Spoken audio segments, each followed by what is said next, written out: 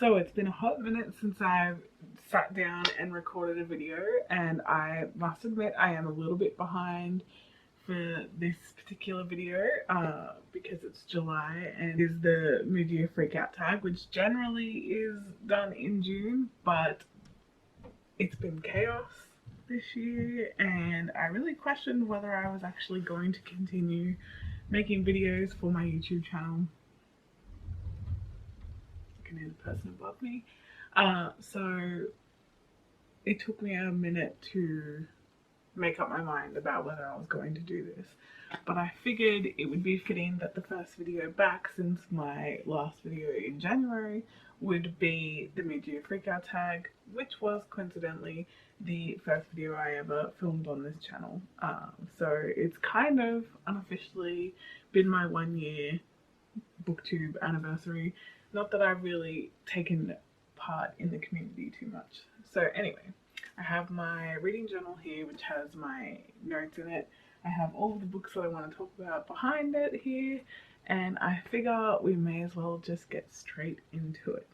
So, the first question is the best book of 2021 so far, and I originally had two answers for this, so I am going to show you two different books, but I've now read, since writing those answers, another two books that I love, but I'm not going to talk about them today because I did actually do a 24-hour reading vlog for those, so that video is going to come up soon as well. Probably not before this one, but... So anyway, the two books that I do want to talk about are the first book I read in 2021, which was This Is How You Lose the Time War, by Amal El-Mohtar and Max Gladstone. I loved this book. It was kind of confusing to get the hang of. It kind of felt like the plot was wisping past you rather than actually smacking you in the face with it. So I did end up tabbing this book. You can see that there. So there were quite a few quotes in there that I loved, but there was a lot about this book that I loved at the time, and I think it was exactly the kind of book that I needed to start my 2021 off with. So yeah, that book, and then also one of my new number ones of all time is Mrs. Death by Selena Godin, and this one is stunning. I picked up the hardcover when I was halfway through, so I'm trying to avoid the ring light.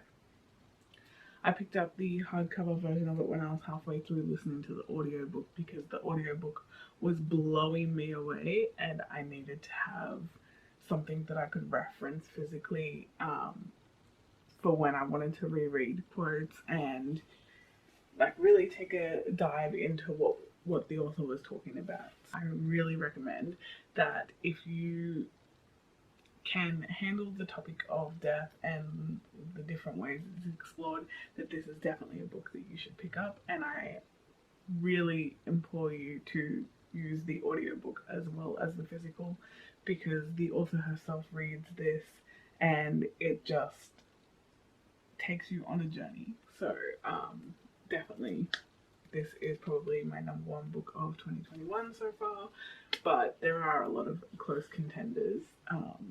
Yeah, that's that. The second question is the best sequel you've read in 2021 so far, and I find that I haven't really been reading, and I don't generally read that many series, so this one was a little bit hard to pick a sequel. I went with Heartstopper Volume 4. This is the fourth graphic novel in the series so far.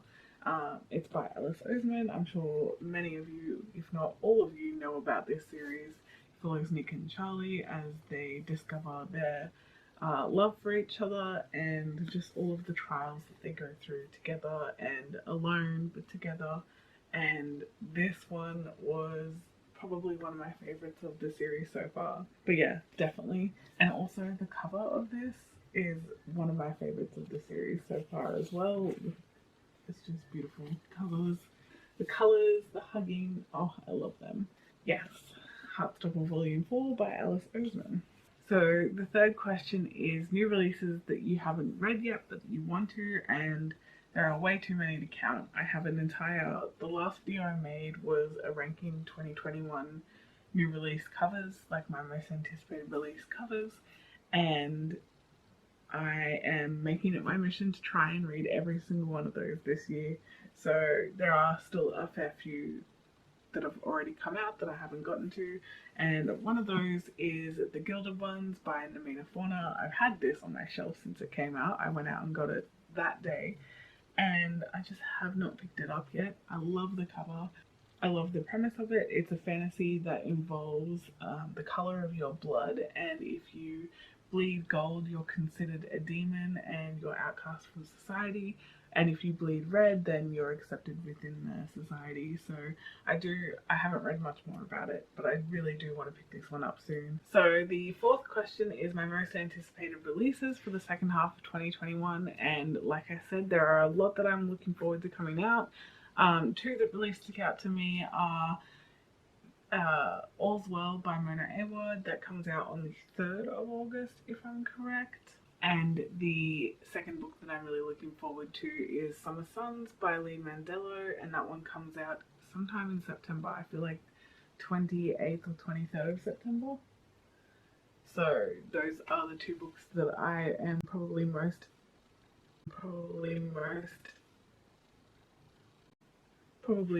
anticipating for the second half of 2021. The fifth question is what has been your biggest disappointment this year so far? And sadly, I have to say that my biggest disappointment has been Every Value Break by Peter Swanson. I feel like the premise set this up to be such an exciting wild ride. I really enjoy his writing, and it was really easy to read. I just hated it. I think that I wanted it to go in a completely different direction, and I realized probably at about the halfway point that it wasn't going to go in that direction, and the ending to me was so far-fetched and just wild. So yeah, unfortunately, Peter Swanson's Every Value Break was my most disappointing read for the first half of 2021. 2021. It's 2021, not 2020.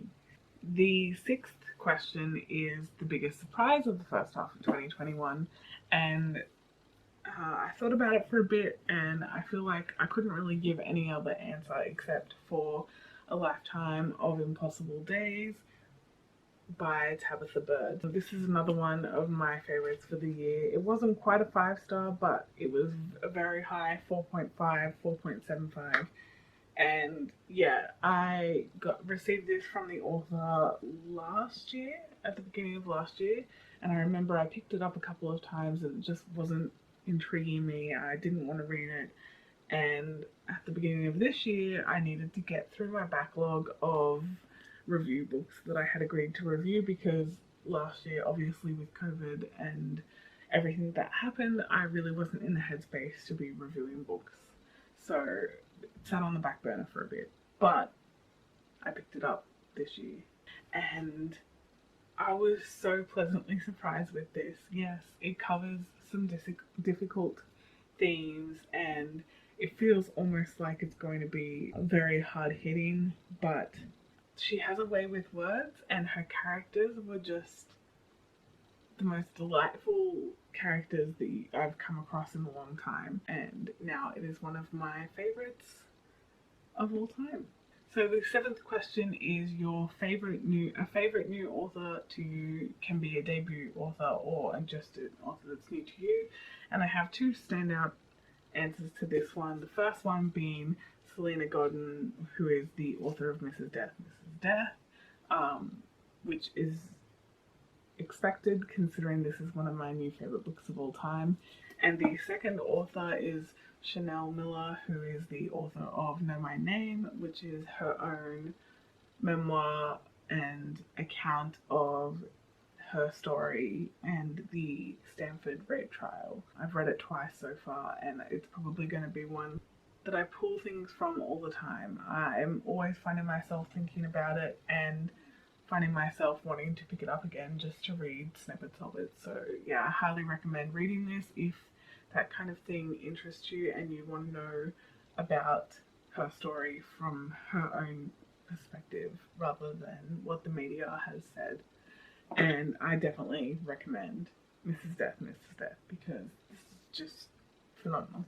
The eighth question is new fictional crush, and to be honest, I really struggled to find an answer for this one. I don't really get crushes on the characters in the books that I read. In the end, I ended up choosing Shadow Moon from American God, but that's mainly because every time I think of that character, I think of Ricky, the actor that plays Shadow Moon in the TV series on Amazon Prime. So, I mean, it's a bit of a cop-out because I'm using the TV series, but he's still a fictional character. So, yeah, Shadow Moon.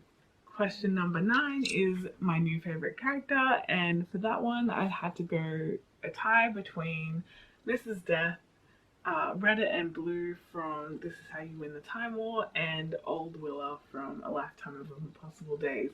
I've spoken about why I enjoyed all 3 of those books, and it's mainly because of the character development and the relationships that are explored through the characters. So of course those 4 characters are going to be some of my favorites for the year. And question number 10 is a book that made you cry, and it took me a hot second to figure out what books I cried with this year. One instance where I definitely cried was during Heartstopper Volume 4. Just some of the things that the 2 boys have to go through really like tore my heart apart, but they made it better in the end, so that's alright. And yeah, definitely Heartstopper Volume 4. That whole series is just pulls on your heartstrings. And question 11 is a book that made you happy, and again I'm gonna be a cop-out and use the same book for this one, and that is Heartstopper Volume 4, because even though it made me cry, it mended the hole in my heart and it made me so unbelievably happy at the end. I just love their love so much, and I can't wait to see what else happens. So yep, definitely that one has warmed my heart for sure. Question number 12 is the most beautiful books that you have bought or received this year so far. And I have a lot of beautiful books that I've received this year, but I definitely needed to point out the ones we're meant to find, because this is one of my top covers of the year, and I was so happy when I got it. This one is by Joan He, and look at that cover. It is stunning.